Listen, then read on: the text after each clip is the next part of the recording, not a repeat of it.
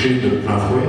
Et la difficulté de communiquer avec une banque et je dirais les syllogismes au niveau des banques, quelque chose auquel j'étais très très sensible. Donc quand on a discuté ensemble, pour moi cette partie-là a été très parlante. Et ben moi j'étais le banquier. Quand on parlait, j'étais à la banque. J'ai fait 10 ans de BNP Paribas, 5 ans à Singapour dans le trade finance. Donc en fait, je délivrais les solutions de factoring, de finance de créance commerciale et du trade à des entreprises comme celle de Morgan. On a beaucoup échangé. Lui, il voyait les problèmes du côté client.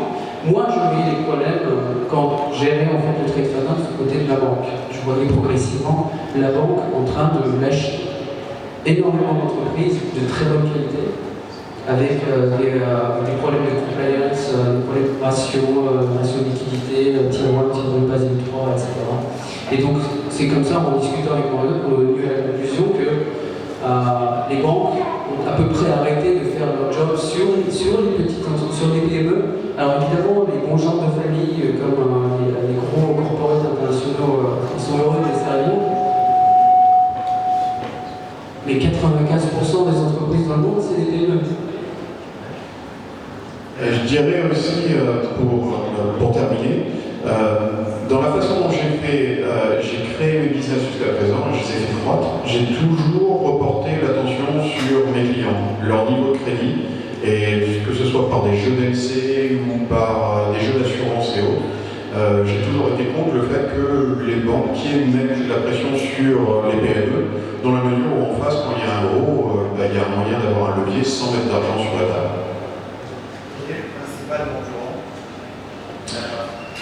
Alors, quelle réponse? Alors, effectivement, il y a un marché du P2P qui est, on n'est pas les seuls. Rien que sur la Chine, il y a plus de 500 plateformes. Il y a des plateformes sur Singapour, il y a des plateformes sur Hong Kong qui commencent à naître.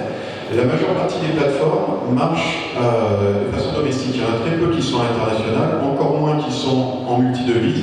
Et alors, vraiment rarissime des gens qui mettent une assurance crédit pour protéger les transactions. Ça nous met une concurrence qui est très limitée et la différence de notre business model par rapport à une bonne partie des plateformes qui sont en domestique, c'est justement de pouvoir suivre les clients en fonction des devises et de marcher en mode de non-financement, c'est-à-dire qu'on ne finance pas les gens, on ne fait pas de prêts, nous rachetons des créances, ce qui est totalement différent. Donc on retire la pression du financement aux fournisseurs. Parce que dès lors qu'il y a un prêt, finalement, il y a toujours une pression sur l'émetteur de créances qui doit rembourser à maturité. Là, on dit, on vous prend votre créance, maintenant on se retourne vers votre client pour récupérer l'argent. Et juste pour ajouter à ce qu'on disait Morgan, j'avais deux questions. Alors, la première, elle est un peu répondue, c'était sur vos barrières d'entrée. Les barrières d'entrée, tu veux dire pour ceux qui veulent mettre leur argent sur la plateforme? Pour éviter que votre business soit répliqué ou copié. Et la deuxième? Et la deuxième, c'était sur votre pourcentage de montant impayé sur votre montant total de créances. Ok. Nous sommes une plateforme relativement jeune et très certainement dans les deux premières années, on fera en sorte de ne pas avoir de défaut. Jusqu'ici, on a 0% de défaut sur la plateforme. Comment on gère?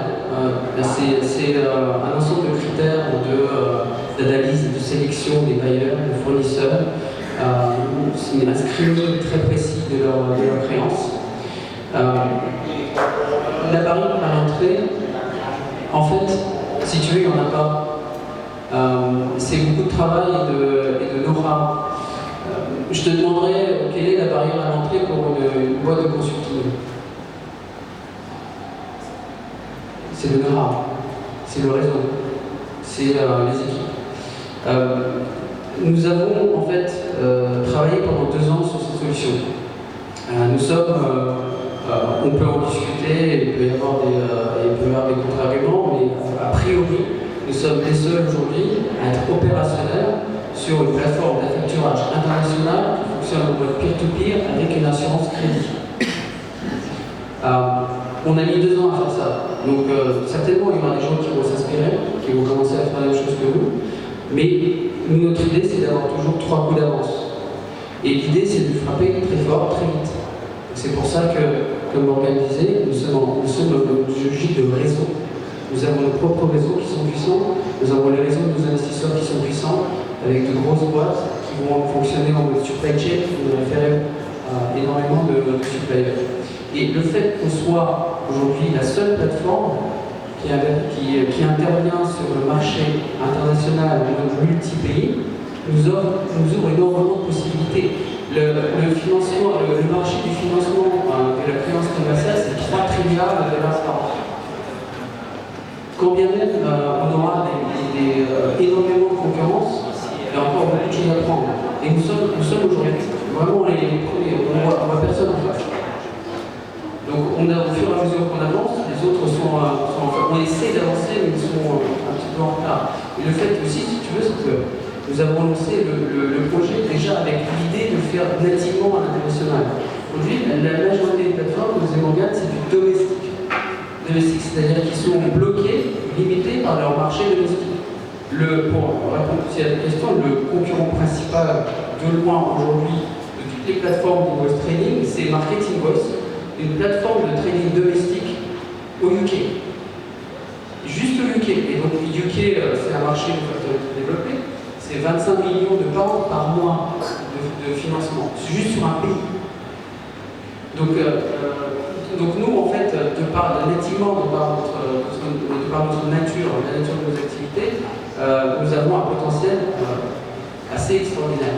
Et aussi le fait que, encore une fois, comme je disais, c'est des équipes, c'est le savoir-faire.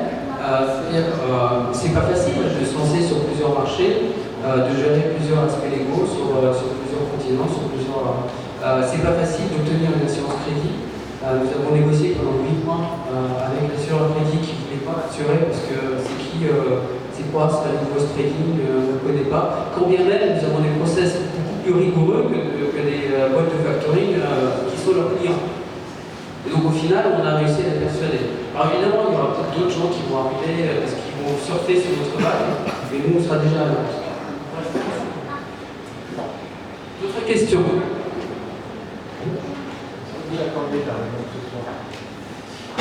Bon.